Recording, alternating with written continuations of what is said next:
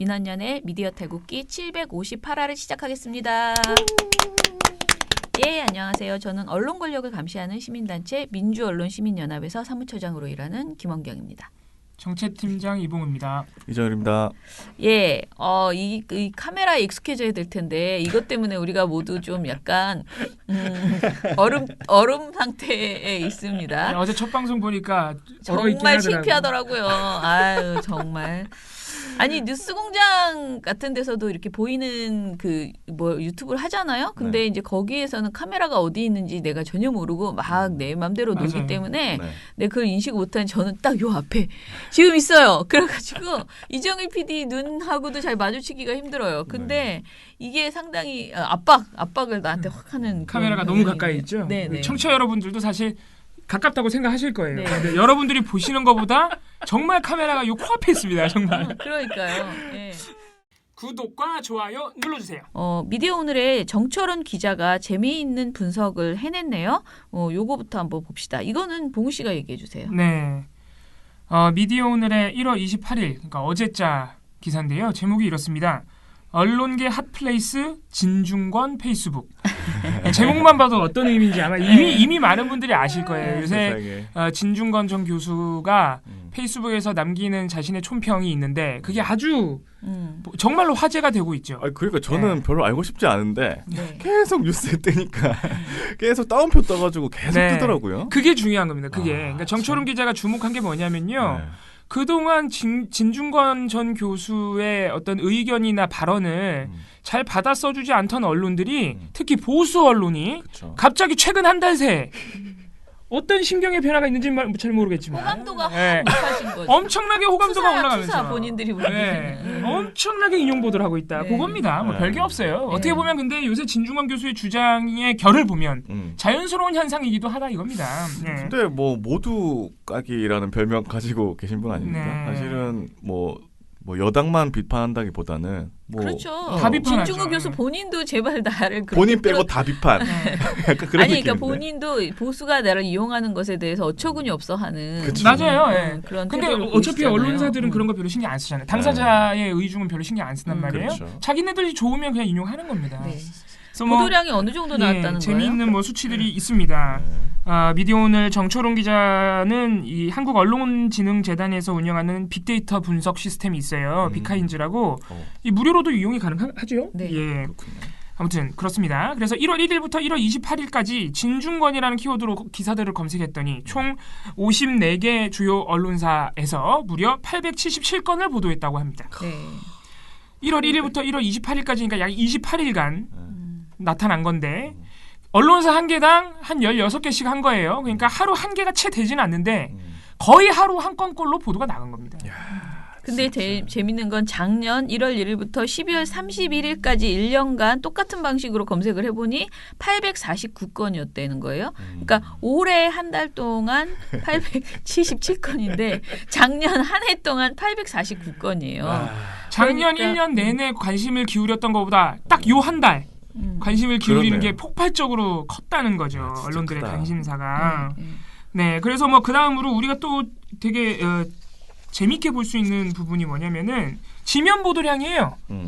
신문 지면에서 얼마나 보도가 나느냐. 지면에서도 많이 나와요? 네, 지면에서도 많이 나오는데 1월 1일부터 1월 28일까지 신문 지면상에서 진중권 전 교수로 언급한 보도량이 가장 많은 데는 조선일보입니다. 네. 1월 1일부터 1월 28일까지 무려 20건이나 지면에다 실었어요. 야, 대단하다 진짜. 네, 이것도 약간 하루 한 건이 약간 안 되는데 거의 하루 한 건 꼴이죠. 뭐 평일로 치면 거의 매일이죠. 그리고 중앙일보가 13건으로 2등인데 이틀에 한 건 꼴입니다. 예. 근데 또 같은 동아일보 같은 보수 언론으로 주로 묶이는 동아일보는 한 건밖에 지면이 없었다 그래요. 사실 이런 건 지면보다는 인터넷 뭐 기사용 아닙니까? 포털상에는 그 한 달 동안 기간 동안 언론사들 다 합치면 2,000건이 넘어갑니다. 그러면은 이 조선일보, 중앙일보와 같이 그동안 관심이 없던 보수 언론들이 어떻게 보도하고 있느냐? 호의적이란 얘기입니다. 이 진중권 교수의 발언을 인용하면서 굉장히 좋게 평가를 해준다는 것이죠. 예를 들어서 뭐 조선일보가 인용한 진중권 전 교수의 입장이 뭐 이런 겁니다. 정봉주 김어준 얘기하며 그 XX는 돈 때문에 망할 거라더라. 따옴표 친 거죠. 진중권 따옴표 이번 인사 친문 양아치 개그 촛불 사기 민주당에 투표하지 말아야. 뭐 이런 것들이 인용을 했습니다. 그에 대해서 이제 조선일보에 대한 평가는 뭐 이런 거예요. 윤석민 교수 아시죠? 이거 윤석민 교수 이름만 들어도 아시는 분들은 또 아실 겁니다.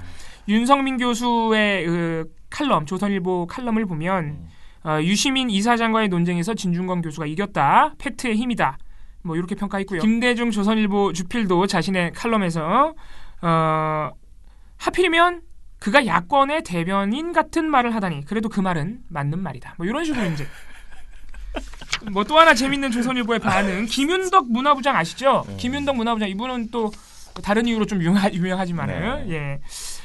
이분은 이렇게 평가했습니다. 조선일보에서 진중권은 저홀로 버라이어티하게 싸운다. 익명의 좀비 때부터 소설가, 장관, 국회의원을 가리지 않고 태권부위처럼 일당백으로 싸운다. 너무 기분이 좋은가 봐요. 이분이 진중권 교수 보면서. 뭐 아무튼 사실 이러한 보수 언론의 진중권 교수에 대한 관심과 어떤 호의적인 평가가 굉장히 이례적인 현상이다. 뭐 이런 식으로 정리할 수 있겠습니다. 근데 이 김윤덕 문화부장의 글은 진짜 재밌네요. 마지막 결론이 모르긴 해도 올 4월 총선엔 진중권과 미스터 트롯의 한 수를 간파한 쪽이 표심을 얻지 않을까? 진짜를 골라내는 아주 버라이어티한 구경이 될 것이다 라고 했는데 그 와중에 미스터 트롯은 자기네 자회사 방송국에 TV조선 선전해 주려고 칼럼에 또 한 번 쓰셨구나. 이렇게 얘기를 했는데 상당히 웃기죠. 갑툭튀네 진짜. 그 진중권 교수가 TV조선의 미스터 트롯과 이렇게 동급으로 묶이는 걸 좋아하실지 모르겠어요. 글쎄요. 아니 근데 진중권 교수가 한 토론회에 나가서 그랬나요? 뭐 지금 언론들이 굉장히 잘하고 있는데 뭐 다른 쪽에서 너무 몰아가고 있다. 네, 그럼요. 그렇게 주장했죠. JTBC 신년 토론에서 그렇게 주장했죠. 그 뒤로 이제 언론들이 우리 편이야. 그렇죠. 그럴 수도 있습니다. 한 거 아닐까. 근데 한겨레나 경향신문은 이런 조선일보처럼 마구 인용해서 보도하고 있지 않습니다. 굉장히 신중한 태도 보이고 있죠. 그렇죠. 아니 근데 이렇게 누구 유명인의 페이스북이나 이런 거 기웃겨뤄가지고 기사 쓰지 말라고 우리가 맨날 얘기하는데. 그러니까요.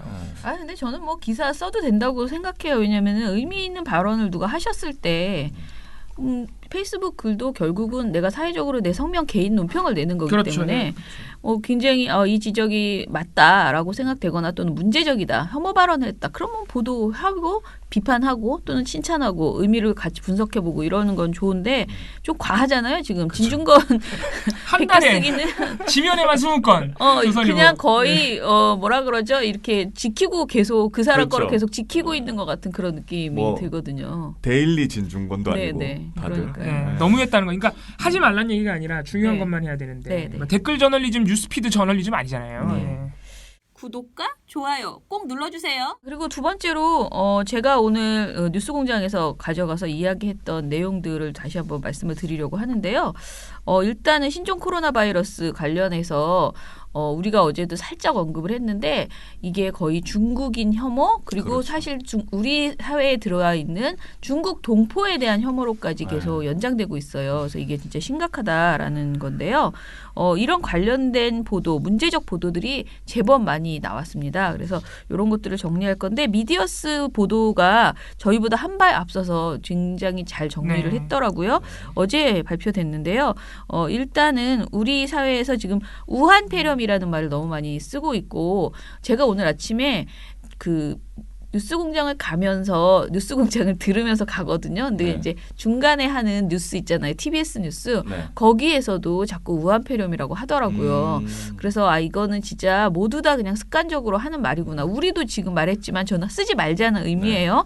자, 우한폐렴이라는 말을 하지 말아야 되는 이유는 좀 다시 한번 강조를 하겠는데요. 이것이 WHO에서 권고를 했어요. 과학자, 국가, 미디어 등의 새 전염병, 병명, 모범 사례를 제시하고 이를 따를 것을 권고한 바 있는데요. 이건 2015년에 나왔어요. 그런데 지리적 위치, 사람의 이름, 그리고 동물이나 음식의 종류, 문화, 인구, 직업, 과도한 두려움을 유발하는 용어 등을 질병 명칭에서 배제해야 한다라는 권고를 한 바 있습니다.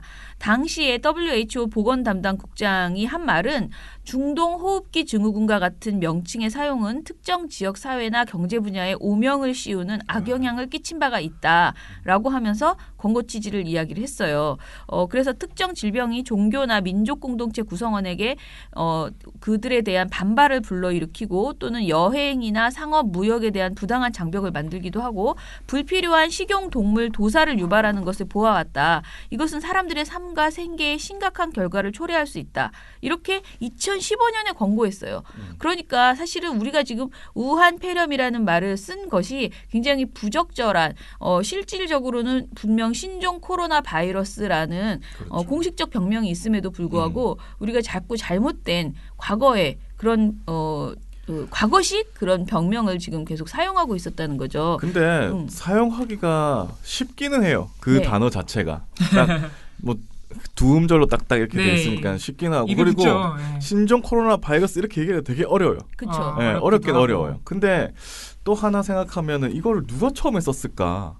사실 처음에는 우리 정부 당국도 우한 폐렴이라 그랬어요. 아, 그래요? 우한 바이러스라고 외신에서도 우한 네. 바이러스라고 그렇게 이야기를 실제로 했거든요. 외신에서도 우한 폐렴이라고 쓴 경우가 있었고 초창기에 그랬습니다. 네. 그러니까 초창기에 정립이 잘 안 된 거예요.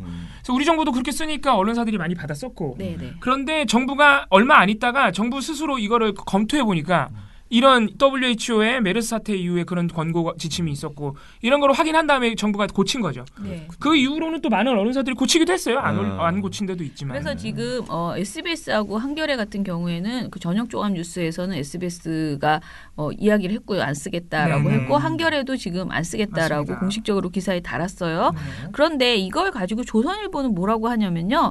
28일 기사인데 청, 우한 폐렴이란 병명 모두 바꿔 네티즌 중엔 왜 저자세로 나가나라는 제목의 보도를 내놨어요. 한마디로 왜 신종 코로나 바이러스 감염증이라고 정정을 했느냐 청와대 너 정말 이상하다라는 그런 보도예요. 중국에 잘 보이려고. 네, 그렇죠. 잘 보이려고 어떻게 좀 해보려고 중국한테 어떻게 좀 잘해 보이려고 뭐라고 했냐면요. 조선일보가 확진자들은 손을 안 씻어서 우한폐렴에 걸렸냐? 중국에는 아무 말도 못하고 마스크까지 끼고 사는 국민 탓만 한다. 우리 정부가 중국에 저 자세로 나가는데 일본에서 발생했어도 저렇게 나섰겠느냐라는 네티즌의 댓글들을 가져다가 그대로 보도를 한 거예요. 자, 지금 한 말은 조선일보가 한 말 아닙니다. 놀래라. 나 조선일보 네티즌이 저렇게 한 보도했다는 줄 말입니다. 알고. 근데 네티즌이 했다는 그 말들을 싹싹 모아가지고 이걸 조선일보가 사실상 조선일보가 한 말이죠. 네, 그러니까. 지명 하고 싶은 기사에, 말이죠. 예, 예. 지명 기사에 내놨습니다. 진짜 너무했다. 네. 그렇죠. 그런데 그나마 조선일보는 약간라는 생각이 드는데 한국경제 또 28일에 이 와중에 중국 감싸기 청 우한 폐렴 아닌 신종 코로나로 불러라라고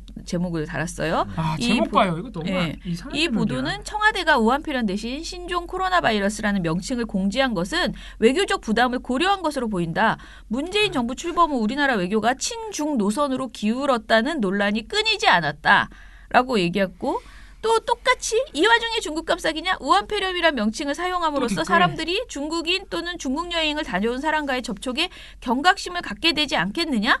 일본 뇌염, 아프리카 돼지열병 등의 병명을 쓸 때는 가만히 있다가 왜 우한폐렴에만 문제 제기를 하는지 모르겠다라는 일부 네티즌의 반응을 또 보도를 했어요. 네. 자, 이게 지금 맞는지 그러니까 일본 뇌염, 아프리카 돼지열병, 뭐 이 중동 메르스, 그러니까 중동 호흡기 증후군 이런 표현이 적절치 않다고 WHO가 권고를 해서 변화가 일어난 거예요. 그러니까요. 근데 그게 네티즌은 WHO. 이런 말을 할 수 있어. 뭐 하면 하지. 그러면 그거를 이렇게 가져다가 이런 부정적인 반응이다라고 보도를 하는 게 아니고 이런 지적을 하는 것 자체가 있지만 이거는 맞지 않다라고 보도를 바로 잡아줘야지 되잖아요. 그게 댓글을. 그게 언론사의 역할인데 오히려 이거를 가지고 이제 우리 정부가 친중이다라는 식으로만 몰아가는 거죠. 그러면 WHO가 친중이네. 그러네요. 아니 2015년에 그거를 권고를 했으니까 그러니까. 참. 자, 그리고 우리가 지금 굉장히 걱정스럽게 생각하는 거는 뭐냐면은요. 그 중국인 또는 중국 동포 대한 지나친 혐오로 나아가고 있다라는 것인데 SBS에서 좀 걱정스러운 행태가 나왔거든요. 자, 요거를 보면요. 일단 SBS가 26일 그 SNS에 신종 코로나 바이러스 감염 관련된 중국인 입국 금지를 요청하는 청와대 국민청원 그거를 보도를 했어요. 뭐 이게 20만 명이 넘었다라는 내용을 보도를 하면서 근데 그 보도 내용을 그 SNS로 올리잖아요. 공유하잖아요. 네. 공유하는데 쓰는 글 있죠. 멘션이라고 하는 코멘트 같은 코멘트. 거? 네. 그 코멘트에 뭐라고 썼냐면 미세먼지에 이어 코로나까지 수출하는 중국이라고 쓴 거예요. 이건 너무했다. 그쵸. 그래서 근데 이거는 기자가 쓴 게 아니고 그 SNS 담당자들이 쓰잖아요. 각 사마다 그런 친구들이 이제 다 있잖아요. 근데 이분들이 사실은 이런 어떤 그 인권 문제에 인권 의식이 높지 않으면 인권 감수성이 높지 않으면 여러 가지 이런 식의 데스킹이 안 된다는 거죠. 그 멘션을 다는 분들의 멘션을 예. 그냥 자극적인 멘션을 자꾸 네. 쓰게 되는 거죠.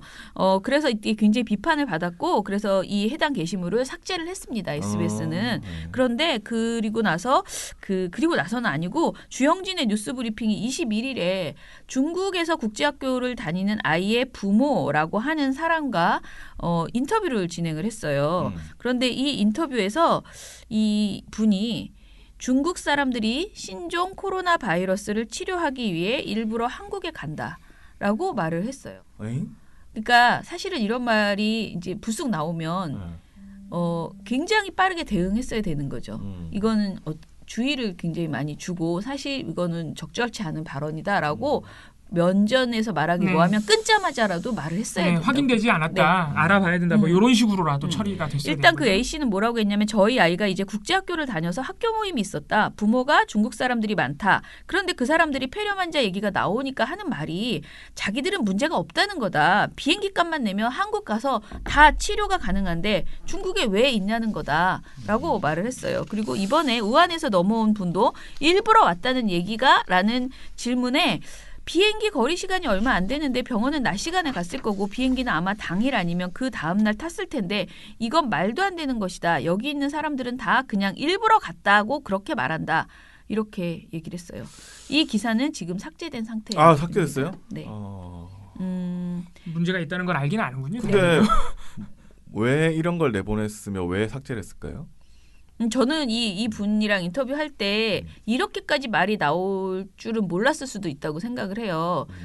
그런데 이제 그 현지에 있는 사람들의 여론을 그냥 듣고 싶어서 인터뷰를 했을 수 있는데 제가 아까 말씀드린 것처럼 이거는 정말 굉장히 심각한 어떤 중국에 대한 그 혐오 감정을 키울 수 있는 발언이다. 확인되지 않은 그야말로 자기가 그렇게 친구한테 들었다. 중국인 이런 식이잖아요. 국제학교 다니는 아이의 부모 중에 중국인이 있고 그 중국인들한테 이런 말을 들었다라고 하는 것인데 너무 많은 추측이 들어있는 거잖아요. 그래서 이거는 확인되지 않았으므로 사과한다라고 하고 그렇게 분명한 입장을 보여줬어야 된다라고 생각해요. 그리고 이게 만약에도 저는 지금 갑자기 확인이 안 되는데 생방송이었는지 녹음이었는지 모르겠는데 생방송이었다면 어쩔 수 없고 녹음이었다면은 당연히 다 삭제했어야 되는 거죠.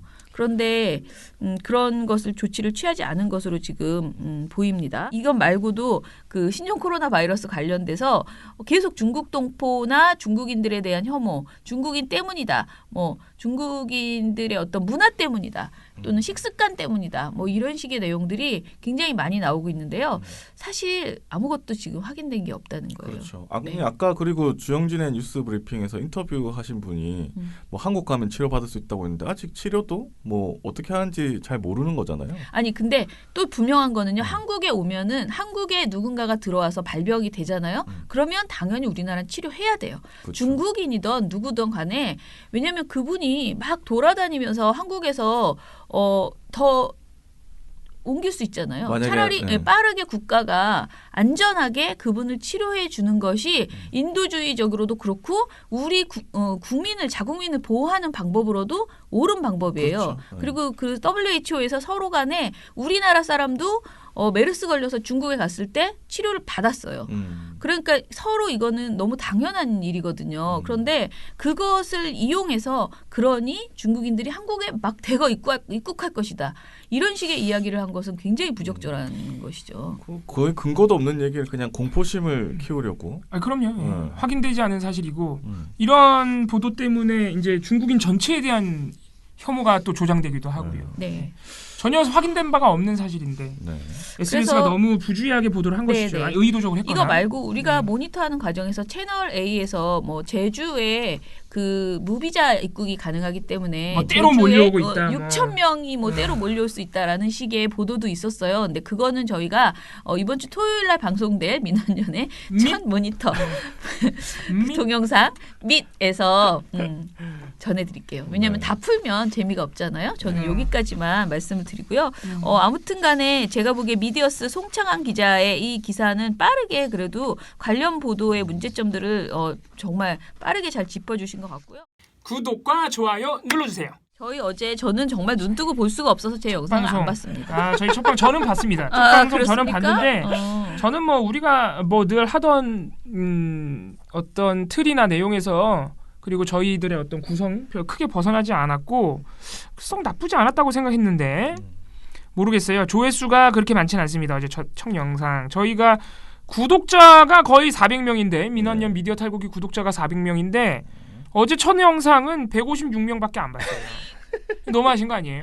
네, 구독도 많이 해주시고 영상 많이 봐주시고 팟캐도 들어주시고 뭐 해주시면 좋습니다. 유튜브 댓글 먼저 그럼 읽어드릴게요. 네네. 어제 첫 방송이었는데 그래도 이 영상을 보신 160명 중에 무려 6명이 댓글을 달아주셨어요. 네, 그러니까 독립을 하면 이렇게 위험할 수 있어. 근데 우리가 독립을 해야 된다고 하도 다들 그렇게 말을 하니까 일단은 지켜보죠. 뭐 열심히 해보면 되겠지. 이게 그 영상화를 한다는 또 의미도 있었으니까. 네. 예.